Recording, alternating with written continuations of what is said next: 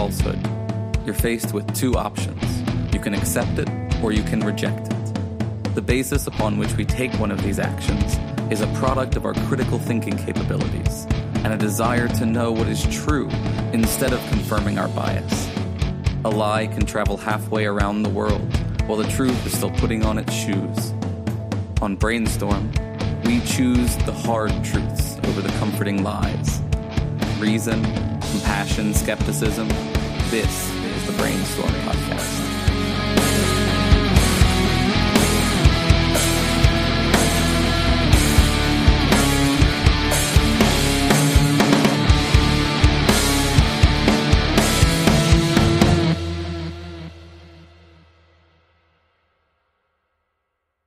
All right, we're back. We are back. To those listening live or to our patrons, welcome back. To those listening weekly, welcome to the Brainstorm Rectable, the Brainstorm production where we spend some time discussing one topic or many, depending on the way the conversation flows. This is an open brainstorming session where I kick things off with some thoughts, and we see where we go from there. I'm Cory, and I'm joined by Rene. Hello. Rob. Yeah. And Dave. Hello. And I still have with the amazing Dave always doing sound, but I'm amazing today with at the table and doing sound at the same time. That's right. He's kind of wearing two hats. Yes. We are still in Roman Empire Studios in Regina, Saskatchewan, and today is September 14th, 2018. So my thoughts today, I was going to talk about sports and society and the way that we seem to be reacting to the mix of sports and politics and what's going on with Serena Williams and Colin Kaepernick. God, it's driving me crazy. I forgot about that. Thanks for ruining my night. So let's start with Colin Kaepernick then. The easy one. Yeah, the easy one. Easy one. Supposedly. Yeah. Easy for some people. The apparently Nike decided to sponsor him and give him quite a deal, and people on the political right are losing their shit. Completely and utterly losing their fucking minds. That's because they don't know what it's about. They're idiots. They don't know, eh? What? Yeah, I don't know what there is to say about this one, really. Like, I mean, we talked earlier before the podcast about why Nike is doing this. That's true. And like, because they know they'll make money. Because it's a marketing thing. Yeah, it's totally. I mean, the problem I was having with some of this is that, is it a marketing thing? No shit. It's still, I still don't think it's a bad thing. Not necessarily a bad thing, no. Take it with, it's hard not to be cynical about it, but in a way, I kind of encourage it. Because, you can't, Nike's doing a good thing. No, they're wanting to pad their fucking bottom line. Of course they are. But it's not a terrible thing. It's like okay, it's a good step. That's fine. But let's not get carried away here and think Nike is in charge of some revolution or something or some civil rights movement. Let's not get carried away here. This is just one small marketing campaign. Yeah. The revolution brought to you by Nike and Pepsi. I don't think so. I mean, come on. Coca-Cola tried to convince us how many years ago that it was going to bring about unity and world peace. Yeah. If everyone would just... Everybody just drinks a Coke. If everyone just drinks a Coke. Well, back when they actually had Coke in their drink, maybe that would have. Maybe that would have contributed. That might have worked. That might have been the original. That might have been the original marketing ploys. Everyone just do Coke. But they thought that might have been problematic. Yeah, because you get a little paranoid off of Coke sometimes. So I'd imagine that would cause some problems. Yeah. It's just that initial euphoria. Yeah, exactly. That's the good part. If everybody just got that feeling, then that'd be okay. Skip the rest. Yeah, I don't know. What do we think about So, I mean, Colin Kaepernick's going to get a bunch of money for this, obviously, right? So he's making a killing off of it. Yeah. And, I mean, he was kind of getting out of the NFL, like he was on the way out, really. Yeah, he couldn't get a job. Yeah. After the kneeling thing. Even before this, though, he was kind of losing favor in terms of his ability. Right. So I guess my question is this really, maybe I'll play the cynic here in this, like, is him taking this sponsorship deal actually kind of maybe against what he's doing in some ways, you know? Oh, yeah. I'm on the other side, like, because I think that he uses his money in charitable ways, and he puts it towards good causes. So I think that him getting a deal is actually just a bonus thing for somebody who cares about activism and cares about good causes. Right. Okay. Yeah, I'm kind of on that same page. We see that quite a bit with this activist becomes known, and then suddenly they have some sort of deal with some other group that they never had before. It's kind of the same thing to me. That's true. Yeah. Yeah. Like I don't know enough about him and what he does to really even say anything about it. I'm just curious about it, I guess. Yeah. Anything. Yeah. To the best of my knowledge, I know like he's relatively charitable. So yeah. Right. So that's the Colin Kaepernick I know. I don't know anything about football. I don't actually care. Right. But I see that he is charitable, and he's doing these things because he feels it's the right thing to do. And to me, that's more important than how many touchdowns he threw. Oh, for sure. Yeah. So with the people who are wrecking their shit, are they going to be replacing that in 2 months? You know they are. Somebody's gonna go to their closet and say, "Damn, where's my Nikes? Oh yeah, I burned them. Now I got to go get a new pair." Jordans are the big deal right now, aren't they? Isn't it all about Jordans? Jordans have been the big deal since I was a kid. They've been around for a while now. Yeah. I don't know. I think the whole thing is kind of a load of shit. Like, I mean, like he kneeled. Okay, so it's a protest. You're allowed to do that, or you should be. But they make it out as if this big patriotic thing. But yet, on the flip side, the patriotic thing is to have a bunch of girls in red, white, and blue bikinis dancing around, NASCARs. The messages get so fucking muddled that it makes no sense. It's all about the message, though, and that's the problem. And they don't understand their own hypocrisy in the situation, because they'll talk about respect the flag, and like you said, they're in flag bikinis. That's not respecting the flag. That's going against the flag code. You're not allowed to wear the flag. It's just no. Well, Trump gropes the flag, so yeah, that's right. So wow. If all he does is grope it, I've seen some other videos. He gropes it in public. Anyway. Yeah, I've seen him do that. Yeah. Yeah. But I mean, that's just it. Is it? We can be. They're very, and it's been like this for a long time. That very selective with their protests, right? Right. So, I mean, the Black Panther fists in the air thing caused problems in the 60s at one of the Olympics. I can't remember which one it was. That was a terrible thing, but yet. You flip it, and that's perfectly okay. Yeah.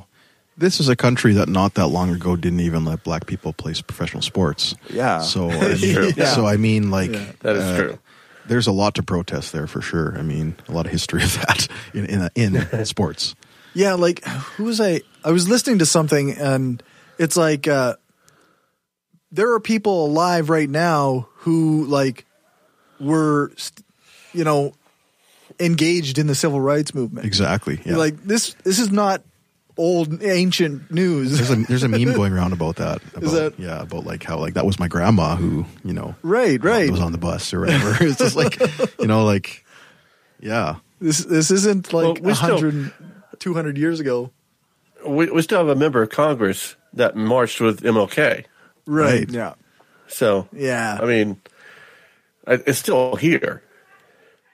Yeah, so for someone to take a knee isn't that unusual. It's such a weird mix, right? Like they're flipping out because Kaepernick took a knee in protest because of with Black Lives Matter and the police killings and whatever, and yet on a daily basis, you have Trump tweeting out about how terrible the FBI is and how terrible all these other law enforcement, witch hunt and yes, enemy of the people. Like it's just that's ridiculous.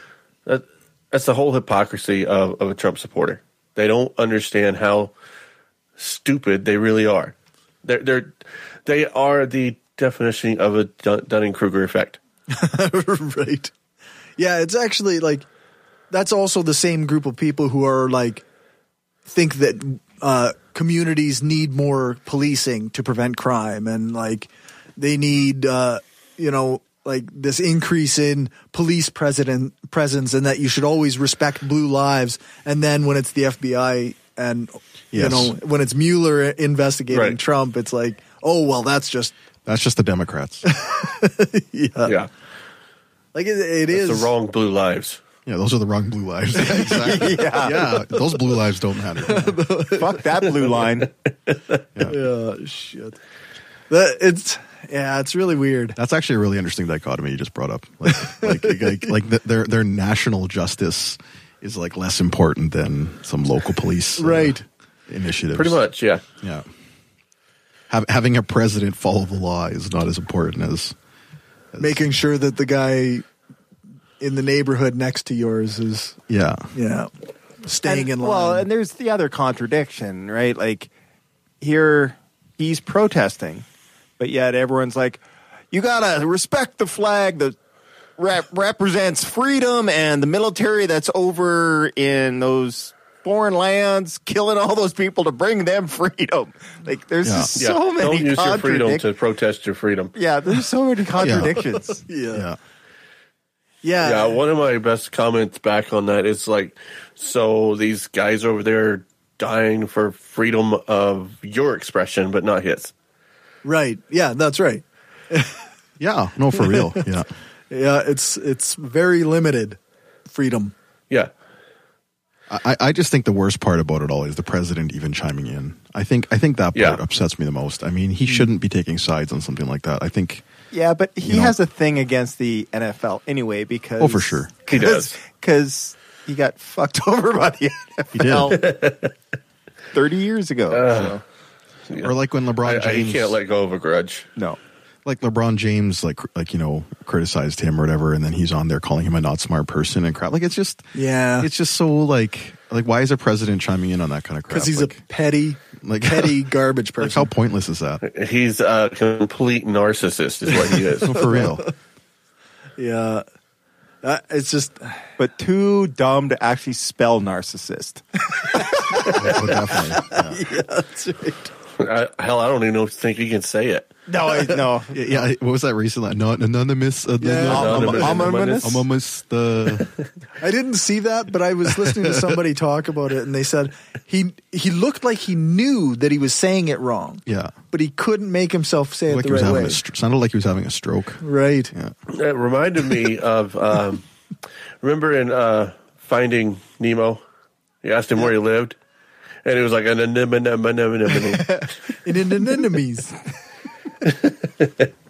That's kind of what it reminded me of, watching him trying to say anonymous. Well, he basically has the memory of Dory. Same memory capacity. Well, actually, and that was talked about in this new book or whatever, apparently. About is that right? In the Fear by Bob Woodward? Yeah. I haven't looked at it yet, but I don't even think it's out yet. Yeah, it is. I've got the audio. Is it officially now? Yeah. But I guess this idea that he his memory is terrible and people can like as long as he kind of gets past a certain time, then he might forget about what he was going to do, kind of thing. Well, honestly, I don't. Everyone keeps saying it and we're going off topic from the sports. Fuck Trump. But that's our hashtag. Still our hashtag. But the problem is I don't think it's not. I don't think it's dementia. I think it's honestly the man has like 512. Megs of RAM. Yeah. Like he's incompetent. He's just incapable of a thought process more than a tweet. It's incompetence, total incompetence. He hasn't been rebooted often enough. No. He hasn't cleared the cache since 1982. The cookies are building up. Yeah, like fuck. So why are we in an era where black athletes are being turned into cartoons again? And oh, geez, what? God! And like because you brought up Serena Williams, yeah, or like being disrespected for their political. Like I don't know. Like we're just in this strange time warp suddenly where it's like. Well, I think it boils down to is, well, for the longest time, like we elevated the black athletes, but they weren't allowed to have an opinion. Yeah, don't be political. And now that some of them are becoming political, it's like get back into just right. It's the attempt to push back into throw the ball, hit the ball, entertain me, shut the fuck up. Yeah. Yeah, that sounds that goes all the way back to Muhammad Ali.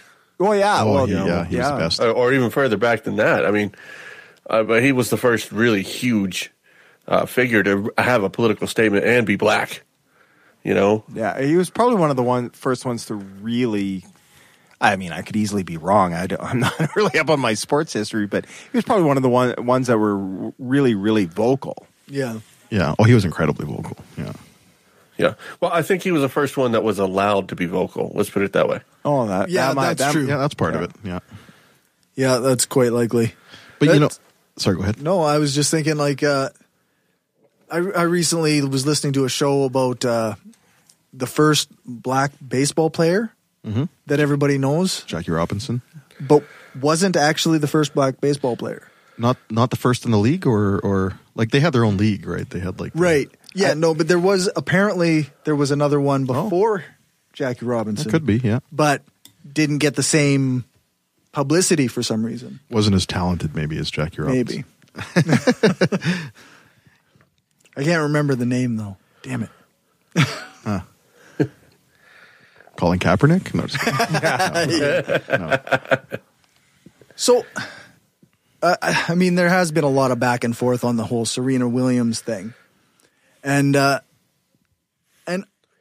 guess I didn't really see the racist angle of it until that cartoon came out in whatever magazine that was. Like a Jim Crow. Yeah. Well, the only problem with that is I don't think it was before the cartoon. I don't think there was a racist angle to it. It was a sexist angle. Right. Because it was a difference between what men in the field do and what women in the field do. And until that cartoon came out, no one even brought up race. Yeah, and then that made it like more about women of color than just a straight like sexist issue. Right. Although with Serena Williams, like I was reading other articles and they were talking about it. Like, I mean, she's been kind of facing that from day fucking one. Right. I mean, there were people. I remember seeing the pictures of them when they used to both her and her sister would wear the braids and the beads and all that kind of stuff. Be people bitching because when they were on the court, they clacked. It's like, is that right? Yeah. And I'm like, yeah. Who the fuck cares? Wow. Half the guys look like idiots with those fucking sock headbands. Like, who fucking cares? Monica Seles would make the most interesting noises when she played. That was, if I remember it, she was downright almost pornographic. Some of the noises. Yeah. She was an incredible tennis player until she got stabbed, which was unfortunate. Eesh. Yeah, while playing, which was really yeah. I remember that happening. Yeah.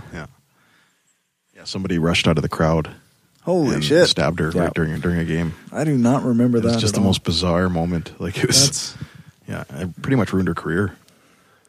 Yeah, it did. Yeah. Yeah, I imagine even that would be like there'd be a lot of trauma involved. Oh yeah, something like that.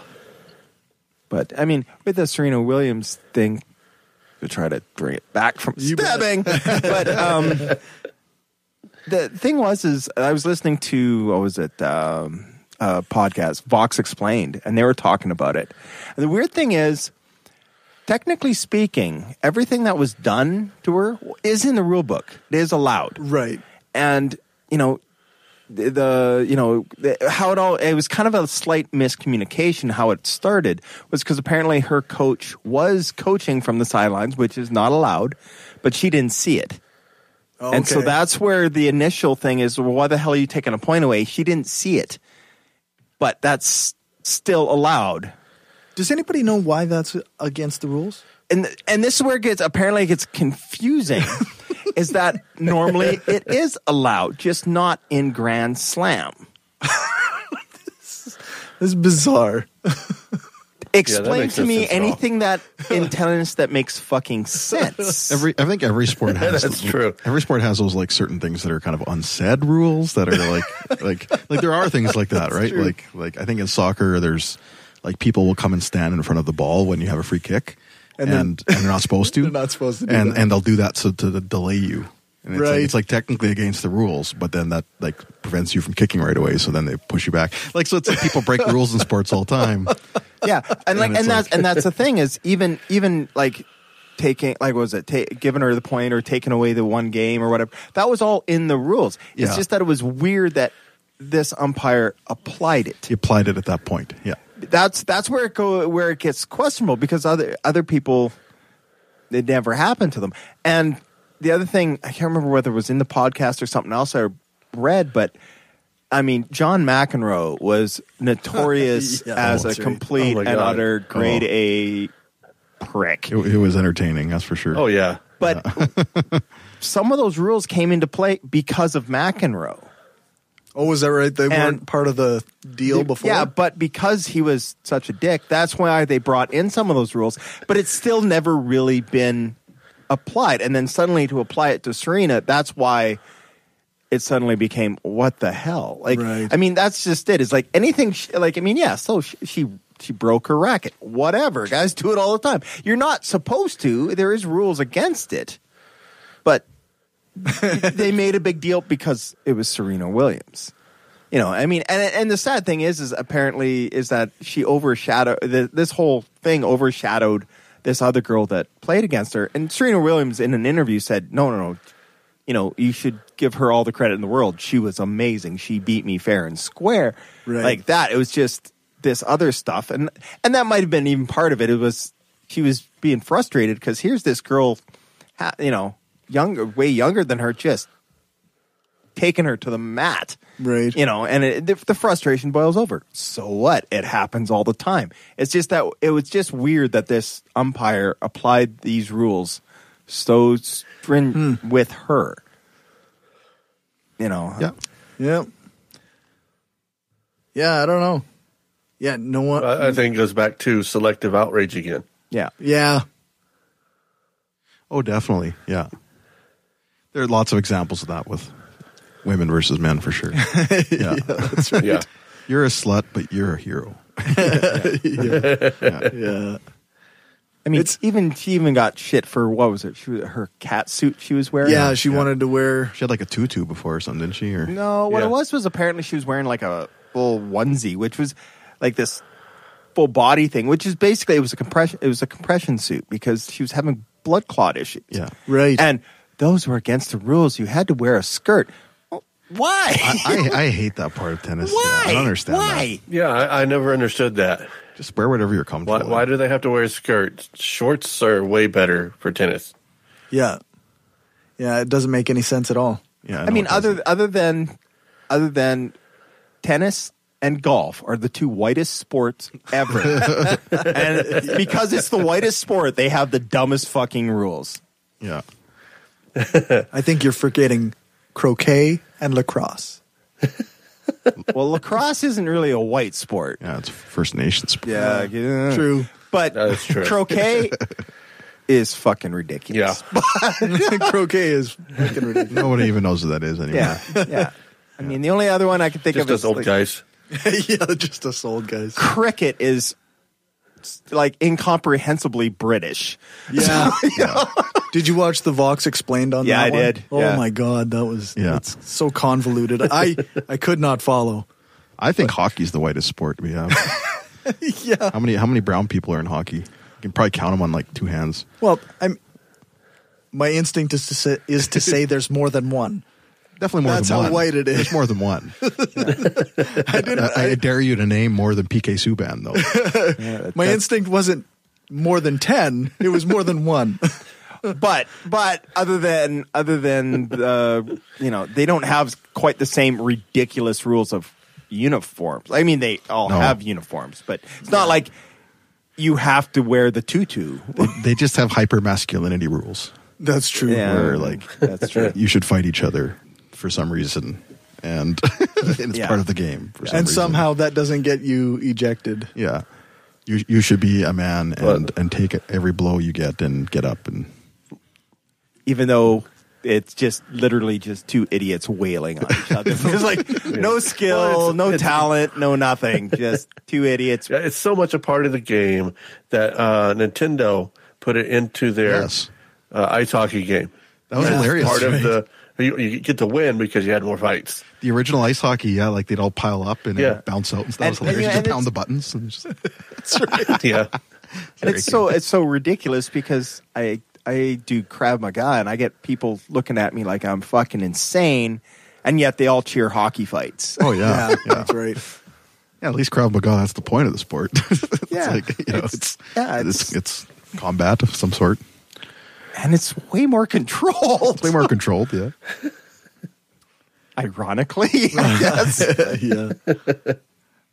Probably because that's the point of the sport. Yeah, yes, that's it. Yeah. That's just it. We definitely have that between women and men in sports. There's definitely like some double standards. There's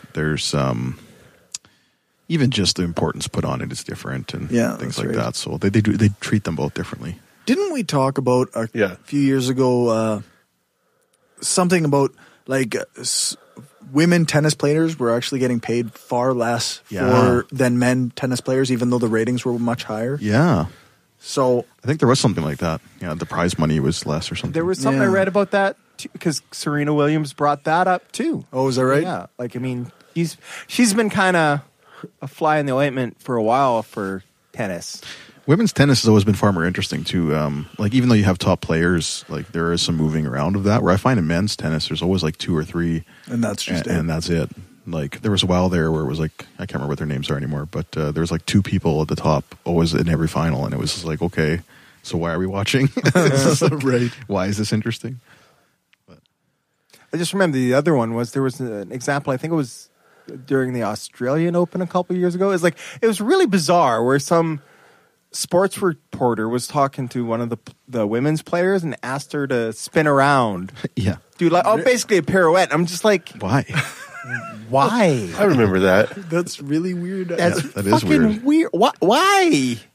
Yeah. Could you imagine like reporters going up to Ronda Rousey and saying, "Hey, can you spin around for me?" Well, I could imagine the outcome of that. Spinning roundhouse kick right to the head. Yeah. But you know, yeah. Why don't they wear skirts in UFC? Those women. Well, technically they do wear. It's almost like skirts don't make one play sports better. Yeah. Or LeBron James in a tutu. Get him to twirl around. Yeah. Let's see the NBA. Yeah. In tutus or skirts or whatever. Or whatever the fuck. Yeah. They've just started loosening their clothing rules with like compression socks and things like that. Right. They used to have really strict rules with some of that stuff. Yeah. I don't know. It's just these arbitrary weird rules. Like I get wanting to have standard equipment. I get that because it's supposed to be two equals, seeing who's the better. But it's just so locked into these weird dressing, tennis. Yeah. It's got to be these kind of shorts and this kind of, women all have to wear skirts. I think there's weird rules in like golf. Women have to golf in skirts too or something. There's like weird rules in golf, like what you're allowed to wear. They just had a big golf tournament here, actually. Yeah, I can't. I don't know if it was Canadian Open or something. Okay. Like ladies golf in town. Yep. PGA. Or Isn't that right? LPGA. LPGA right here in Regina, Saskatchewan. Yeah. Yep. It was at Go the figure. Wow. Wisconsin. You guys are up and coming. That's right. We're getting everything here. Yeah. Or not. Or not. Mostly not. Okay. I don't know. I think we kind of killed this topic. Yeah. Unless there's something else. Sports. We already talked about the sports ball. Sports ball. Sports and politics is a weird combination. It is. It is, yeah. But I mean, ultimately, maybe this is one thing I'll say is that this is like wealthy people are in politics, right? Right. And this is one way for African Americans to be wealthy is through sports. So the amount of influence that wealthy people have in politics is quite high. So you could expect wealthy African Americans to use that in some respect. So, and they're frightened by that, I guess. Yeah. Well, I mean, if you think about it, the other way they had and still do have access is through music. Yeah. And that causes so much problems. I mean, I just watched the Straight Outta Compton movie again on Netflix. Yeah. Right. And NWA scared the living shit out of people. Oh, yeah. They did. Oh, yeah. Yeah. Like you say, I watched that Hip Hop Evolution not that long ago, and when they got to the episode about gangster rap and how just the message of we're not going to just get pushed around anymore scared the shit out of people. And I mean, politicians reacted to that and tried to censor it. They framed the letter that the FBI gave to the NWA. It's sitting in the Hard Rock Casino. Oh, I think it's in Vegas. That's pretty cool. Huh. That is cool. Yeah, I remember when I was a teenager when all that stuff started coming out with Ice-T, Ice Cube, and all this stuff, and the song "Fuck the Police" came out, or "Cop Killer." Yep. Man, those were huge. Oh, right. Everybody was playing them. Yeah, but society just wanted to shut everything down. And and I think that made it worse, actually. Yeah, well, it's right. The Streisand effect. And I think that's, in a way, this is a kind of like what's happening with Kaepernick, is that because he's daring to step out of that line. Oh shit! Well, the funny thing is, I like that we bring up music because hip hop culture has been co-opted over time too, right? Like it's been watered down. It's not political anymore. It's just, hey, look at this trashy way of living. Let's glorify it. And it's cool. And like it's like a product now, right? It's like it's been. Well, mind you, it's kind of like watching that evolution. It was kind of weird, is because it started out in the party world. Yeah. And then there was other elements linked in a little bit, and then it exploded with the gangster rap, and now it's back to it's complete party world. Yeah. But gangsters are partiers. It's the gangsters are glorified. Like that's like that's it's weird how it's become the predominant mainstream culture is like black men are kind of objectified and turned into, I don't even know like how to say it, like they're kind of like icons of fashion and icons of just culture in general, but nothing that's politically meaningful per se. It's like it's almost like using the oppression of like hood life as a marketing tool for capital and it's cool. It's cool now. Like everybody wants to be like that.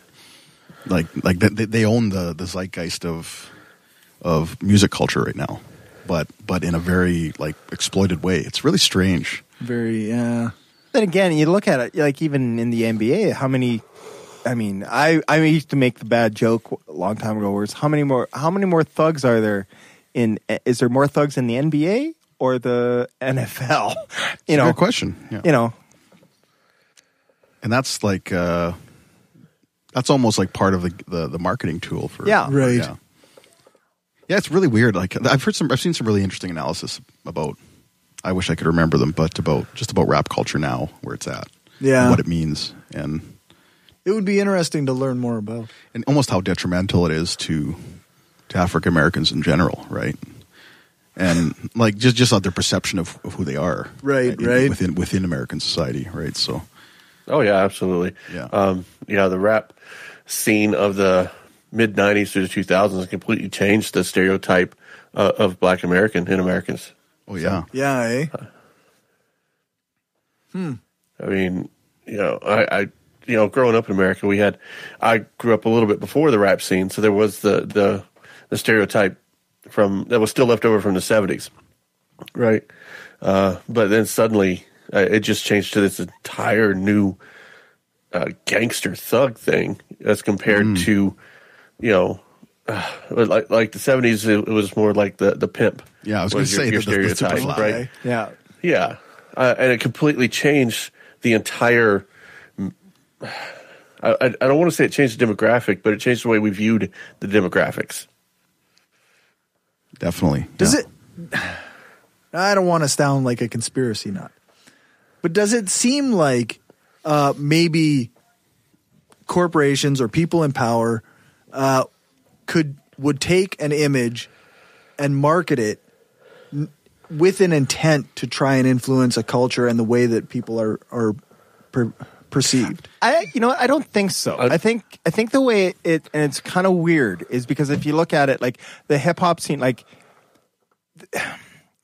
the gangster rap thing was a reflection of their, the streets, right? The life, and that hardcore, weird, whatever.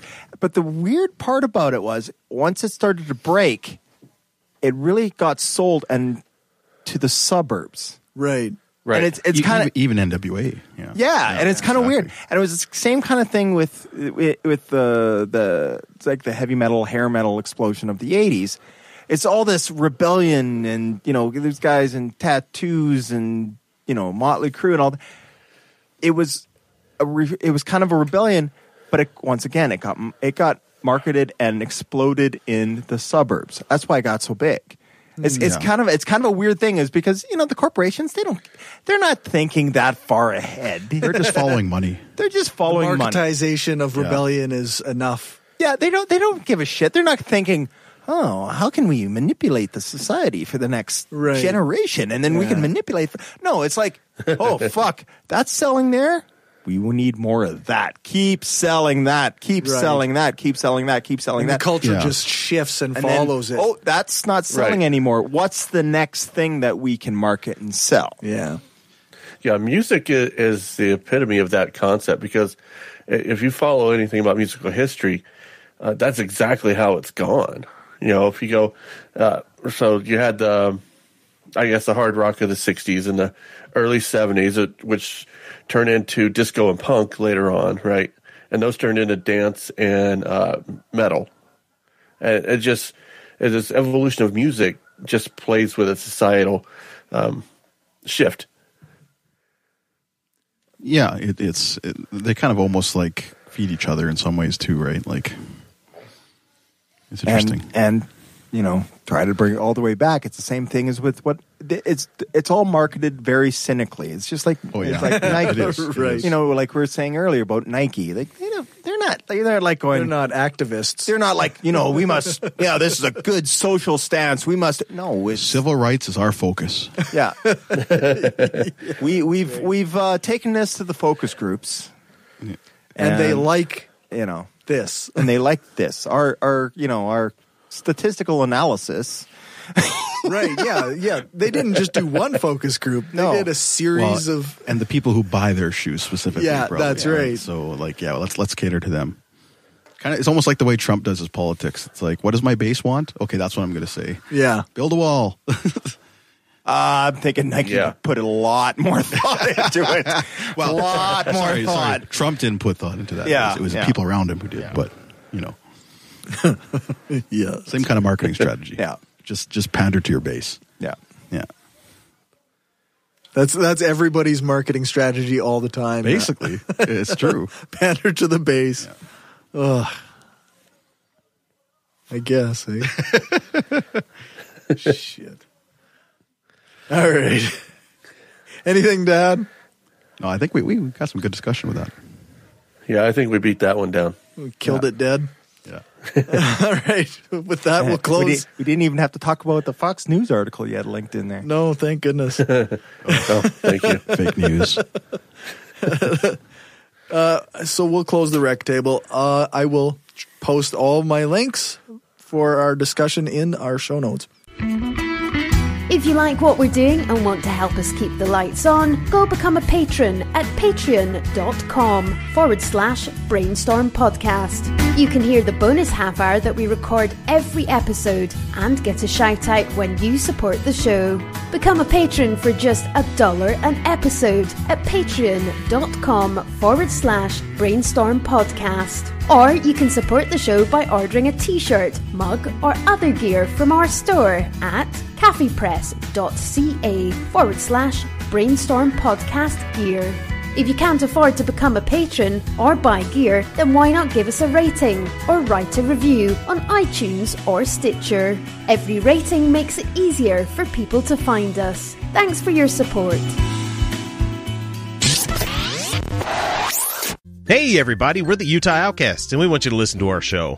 We're a rowdy bunch of super liberal atheists that reside in the state of Utah, who bring you current events and featured content on a semi-weekly basis. Whether it's us poking fun at the religious right or ranting at the world in which we all reside, we want to borrow your ears for about an hour twice a week. Hey, and don't forget to tell them the best part about it.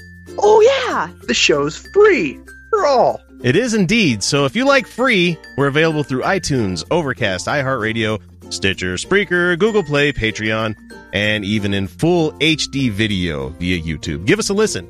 You won't be sorry. All right, and now for the plug your stuff segment. Oh. I'm going to go with Rob. You got stuff to plug. I do have stuff to plug. I am the director of the Original Model Project, a organization who is bound and determined to change the American motto from "In God We Trust" to "E Pluribus Unum," as our founders intended. Right.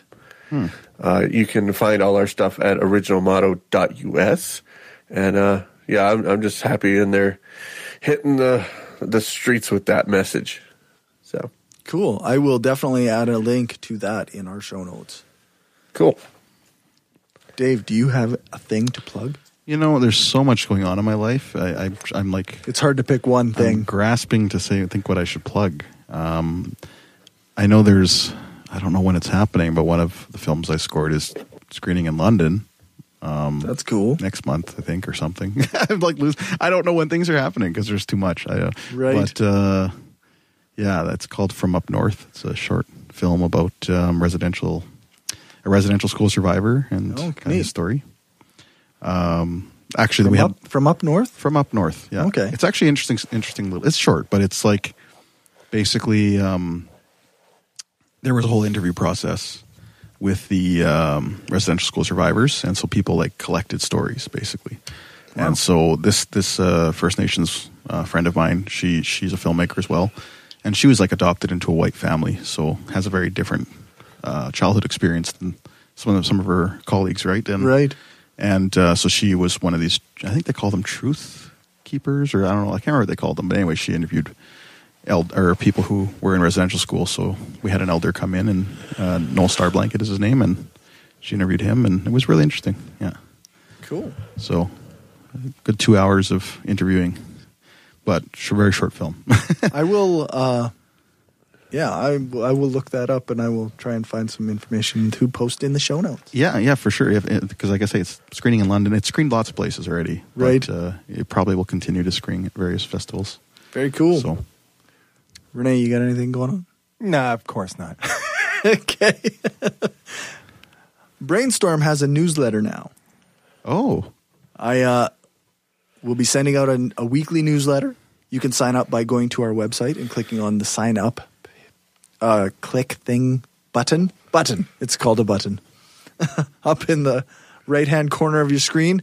Or there should be a pop-up that comes up if you go to our website, brainstormblog.net. You'll get news, updates, links, and the news show notes, and a bunch of other stuff every week. I guess that's it. Let's click that outro music.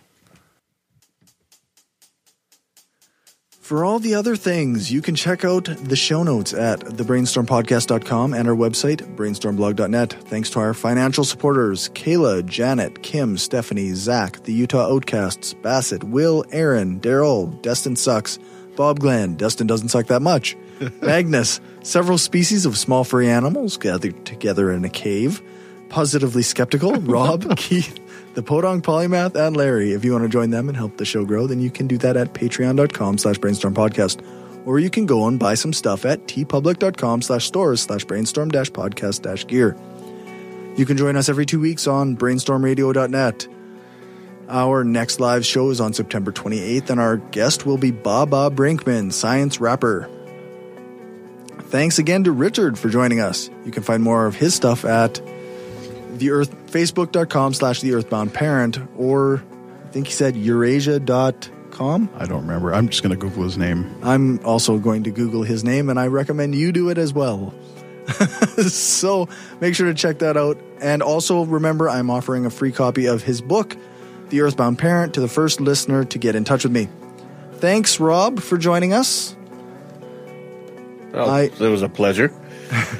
I will definitely post links to the original module project. That's right. I own that website too. Okay. I got Fox News bungled us one time, and I went and bought it. Perfect. Thanks to Dave for our intro music. Thanks to Aaron Rabbi from Embrace the Void podcast for doing the voiceover for the intro. You can find his stuff at voidpod.com. Thanks to Alex Kapper-Murdoch for doing the voiceover for our ads, and thanks to Jason Camo for our outro music. You can find his stuff at loststateofmind.com. All music played is either with permission or under the SOCAN license to play. For more information on SOCAN, you can check out the music license info page on our website, brainstormblog.net.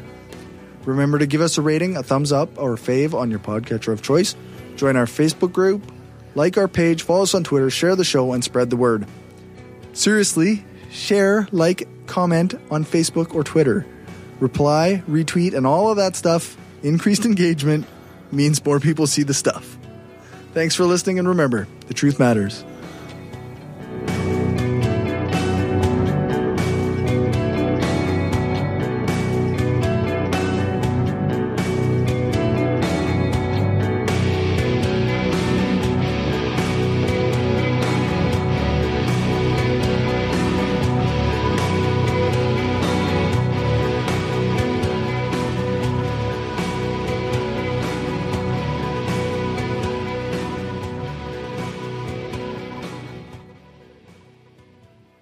This is an opinion-based podcast. Each person on the podcast is responsible for their own opinions, and those opinions don't necessarily reflect the views of the rest of the panel. Any guests or anyone associated with the people on the podcast, such as spouses, partners, children, other family members, friends, or employers. No one person speaks for the podcast with the possible exception of Cory, and he doesn't speak for anyone else on the show. The Brainstorm podcast does not represent the views of our sponsors.